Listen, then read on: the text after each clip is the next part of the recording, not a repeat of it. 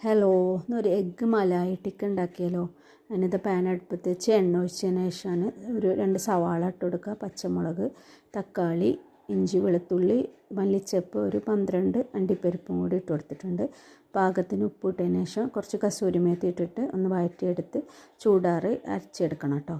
ഇത് പാൻ അടുപ്പത്ത് വെച്ച് ഓയിൽ ഒഴിച്ചതിന് ശേഷം മഞ്ഞൾപ്പൊടി, മുളക് പൊടി, നുള്ളു ഉപ്പിട്ടിട്ട് കാടമുട്ട ഇട്ടെടുത്തിട്ടുള്ളത് അതൊന്ന് മസാലയിൽ ഫ്രൈ ചെയ്തെടുക്കുക. ഇത് അരച്ച് വെച്ചിട്ടുണ്ട്. ഇനി പാൻ അടുപ്പത്ത് വെച്ച് ഏലക്ക, ഗ്രാമ്പു, വലിയ ജീരകം ഇട്ട് ചൂടായതിനു ശേഷം അതിലേക്ക് അരപ്പൊഴിച്ച് കൊടുക്കുക. 1/2 ടീസ്പൂണ് മഞ്ഞൾപ്പൊടി, 1/2 ടീസ്പൂണ് കുരുമുളക് പൊടി, 1/2 ടീസ്പൂണ് ഗരം മസാലയും കൂട്ടിയിട്ട് നന്നായിട്ട് ഇളക്കി കൊടുത്ത് തിളപ്പിച്ചെടുക്കുക കേട്ടോ. തിളപ്പിച്ചതിന് ശേഷം എഗ്ഗ് ഇട്ട് കൊടുക്കുന്നുണ്ട്. അതൊന്ന് കുറുകി വന്നാൽ ഒരു 3-4 ടീസ്പൂണ് ഫ്രഷ് ക്രീമും കൂടി ചേർത്ത് കൊടുക്കുക. നമ്മൾ കറി റെഡി ആയിട്ടുണ്ട്. ഇനി മല്ലിച്ചപ്പും കസൂരി മേത്തി ഇട്ടിട്ട് നമുക്ക് സെർവ് ചെയ്യാം.